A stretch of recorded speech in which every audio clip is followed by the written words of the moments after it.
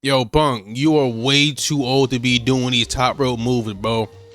You, that's not in your bag, fam. That is possibly the worst moonsault I've ever seen in my life.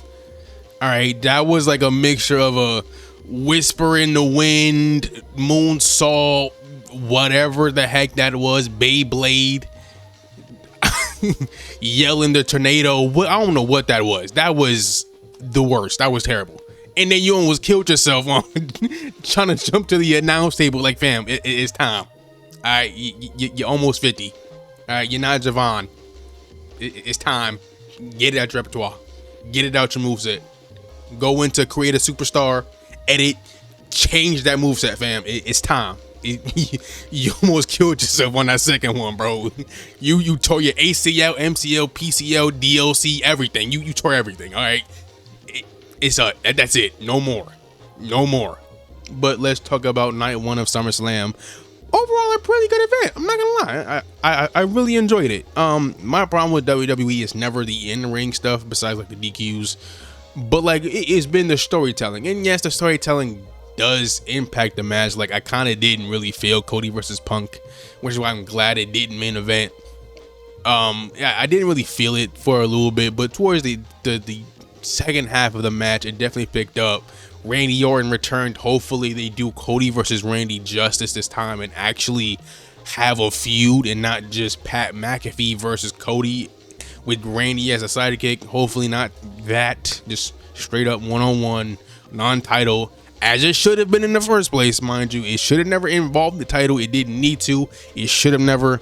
That's a video for a different day. I probably talked about it months ago, but nevertheless, hopefully they do it justice. CM Punk retained. He's obviously fighting either Sami Zayn or Finn Balor. I really want Finn to win, but they're probably gonna give it to Sami because, you know, that's very clearly a story they're going down. But the Balor Club can only hope. You can only hope. But yeah, CM Punk changed that moveset for him. You trying to kill yourself. Liv versus Io started off the show. Good match. I'm surprised Liv won. It really didn't matter whether Liv or Io won. My main concern will be the same, and that's defend the title. Like in general, just defend it. Money in the Bank is not until October. All right, that's a whole month from now. That's a long time in wrestling. That's a long time. So on a Raw or an impromptu PLE or whatever, we need some kind of defense, please. I don't care against who. If you want to run him back again, go ahead. But like, come on now. We need something. We need something. But, you know, because Liv, 100 days with no defense is nuts. It is nuts. Triple GPT. Don't do that again. Don't do it again. Second match was a 6-man tag match. Another pretty good match. Solo. I'm loving it. I'm loving Babyface Solo. I'm loving it. I'm loving it. There were reports that he was supposed to turn heel. If he turned heel, that would have been a disgrace. All right, because Babyface Solo is very entertaining. Very entertaining. He ran it back mid-match. He popped Jey Uso and then said and ran it back with Jay's theme. That's kind of crazy. But yeah, loving it. I'm genuinely surprised Jey Uso took the pin. I thought it was gonna be Jimmy, cause they wasn't finna pin Jacob. I knew that, but like Jay was like, you know, like the star, technically speaking.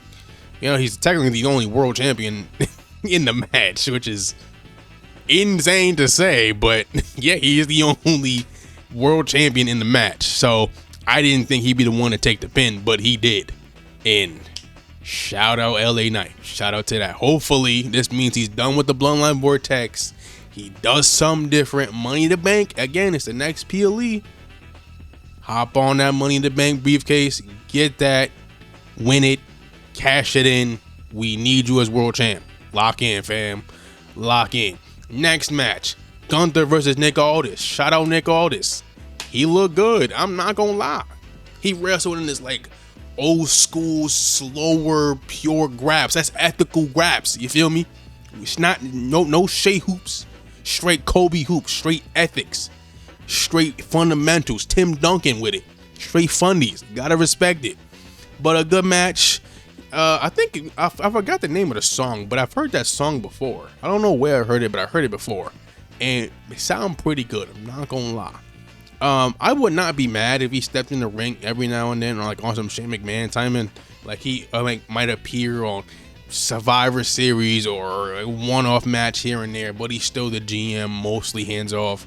I would not be mad if that's his new role, because he looked pretty good. I think we all knew Gunther was going to win, but the match wasn't about the result. It was about the actual in-ring grabs, and Nick Aldis definitely delivered. I will give him that. So shout out Nick Aldis. He looked good out there. Need more of that. 6-woman tag. It was okay. The Ripe team won, and they turned heel on Paige.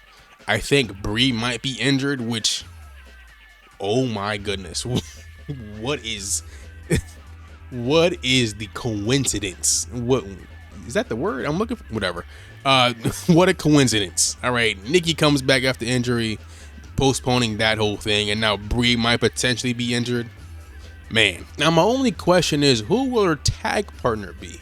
Right, I think we all thinking AJ Lee, but yeah, I don't think there's any indication she's coming back anytime soon. So I would be genuinely shocked if it is AJ Lee.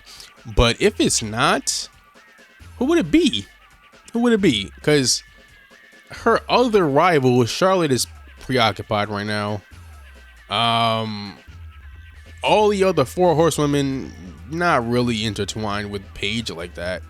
Becky's a heel. I don't think she'll do that. Bayley's fighting Lyra. So, and obviously Mercedes is in AEW. So I don't know who else could it be. It could be someone brand new. It could be someone she has never interacted with before. But that'd be kind of boring, right? You know what I mean? Anyway, but regardless, whoever it is, hopefully it leads to a good match, because that's all I care about. Good graps. Good graps. Speaking of good graps, that main event.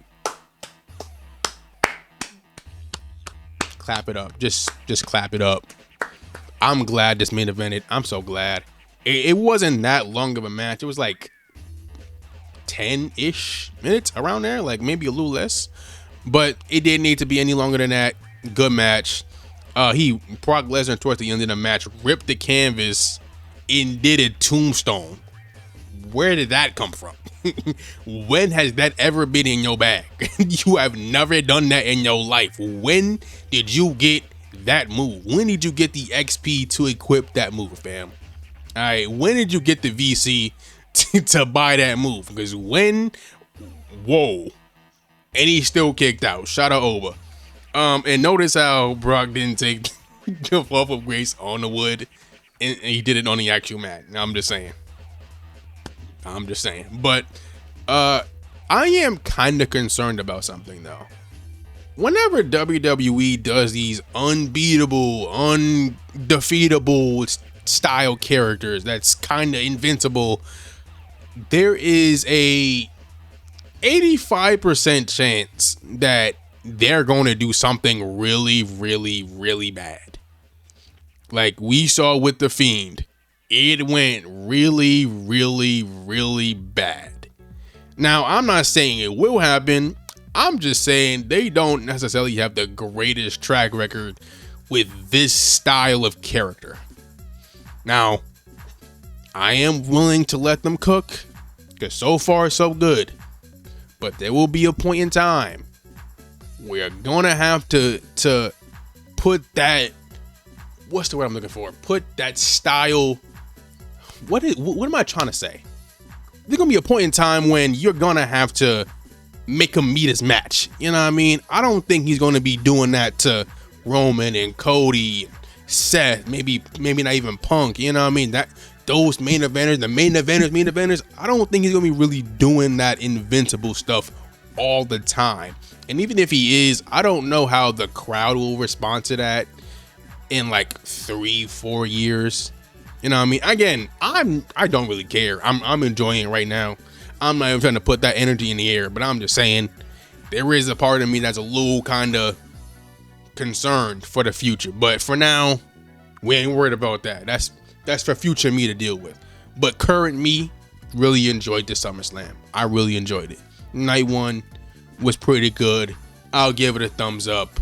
Night 2, we'll see. But that's the end of this review. Stick around for night 2 tomorrow. Have a good day. Goodbye.